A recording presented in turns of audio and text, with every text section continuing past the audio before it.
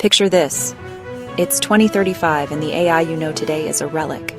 We're talking about artificial intelligence that anticipates your needs, designs entire cities, and solves problems humanity has wrestled with for centuries. This isn't science fiction anymore, it's the inevitable next step for AI. Let's rewind a bit.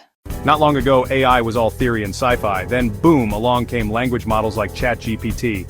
Suddenly millions had access to a tool that could write stories, answer questions, crack a joke. It felt almost magical.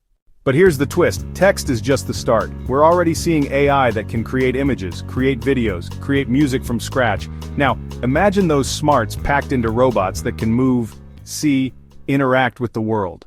And then there's the holy grail, artificial general intelligence. Right now, most AI is like a super focused specialist. It aces one job but is clueless outside it. The future? AIs that learn across fields, adapt on the fly, surprise us with creativity. The line between tool and partner starts to blur.